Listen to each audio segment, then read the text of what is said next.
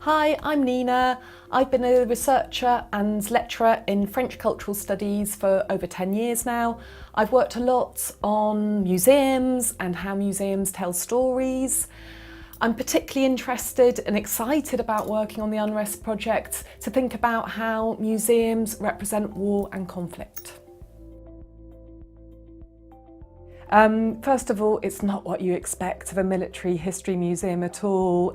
Obviously it does have weapons, it does display weapons, but not in the way that you would expect. It takes a very strong human approach, so really telling the stories of individuals, but it's very much a cultural history approach to telling stories of war. Firstly, this architectural intervention by Daniel Libeskind, this wedge through the centre of this classical building, which disrupts conventional architecture, but also the space within the museum as well. So we have to look at the space differently from outside, but also inside. His wedge also points to the city of Dresden. The barracks are outside of the centre of Dresden, and obviously Dresden has a very rich and conflicted history, because of the bombings of the city during the Second World War and how we remember those bombings. So the wedge, Libeskind's wedge, is meant to point to the point where the aeroplanes would have come in to start that bombing. So there's a dialogue going on with the city and the problematic representations of the past. You can take a thematic tour, very much based on cultural history, or a more traditional chronological tour. And this starts from way back in the past, right up to contemporary conflicts.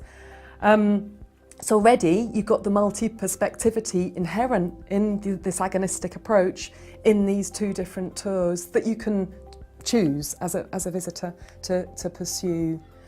There are many artistic installations throughout both exhibitions, which again disrupt the narrative, which is traditional of a chronological military history exhibition, so make the visitor think about what they're looking at in a different way.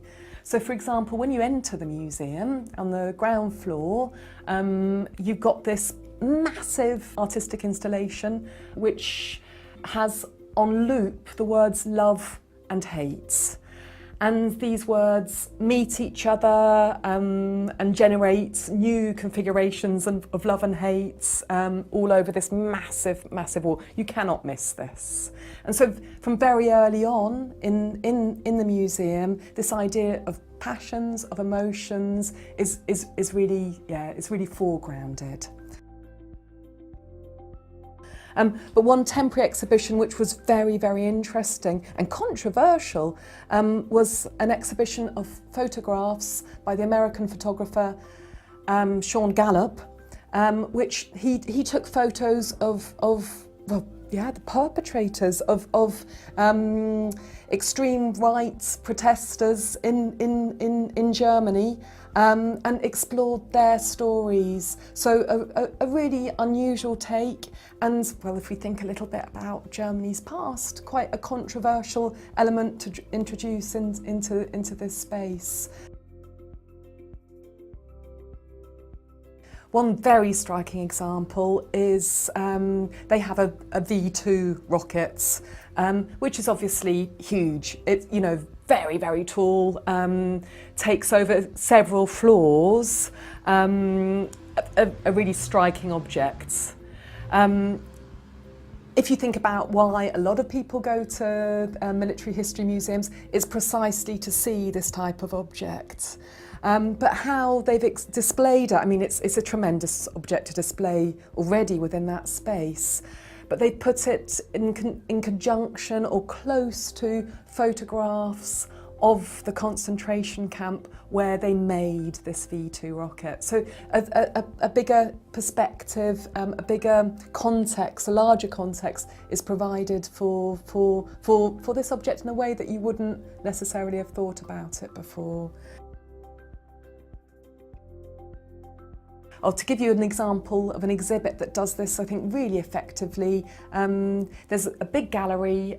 It's very impressive. It's quite monumental in a way, which displays animals, stuffed animals, a little bit like the procession going into Noah's Ark. You've got these animals sort of walking across the gallery. Obviously they're not walking. And what this gallery does is explore the role of animals within the museum space and within war and war making.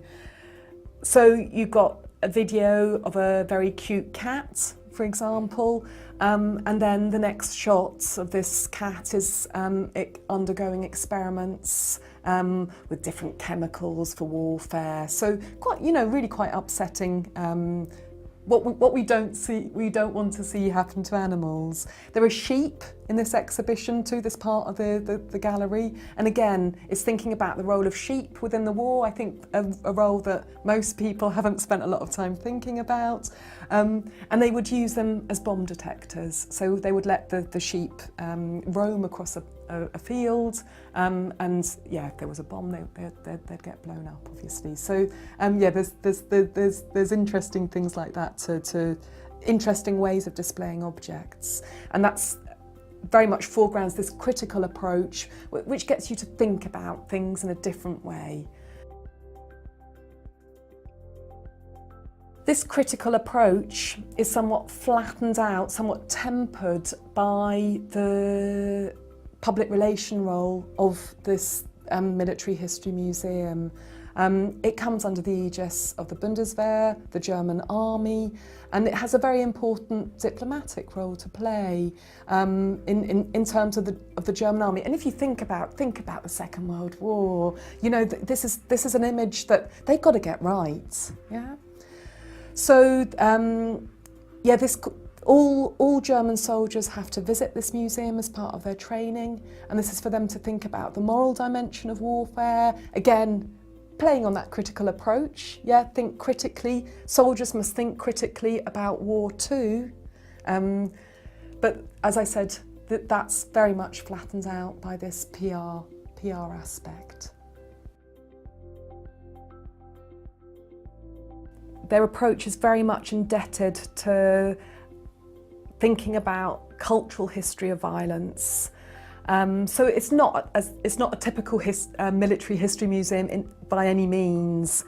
And this is shown through many different objects and their configurations. For example, you've got a Vivian Westwood design, which is inspired by war and war making. So this silver chainmail top, which is very striking, but which you would never think should belong in this sort of museum at all.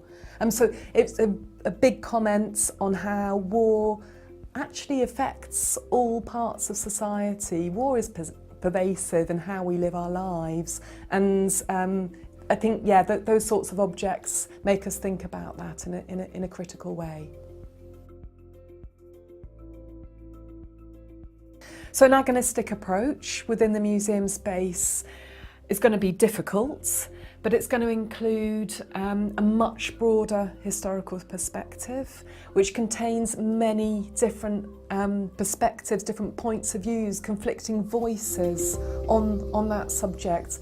It calls into question the role of the curator in a really interesting way, because the curator really shouldn't be allowed to say, hey, look at my exhibition, look and learn, and then leave with a message.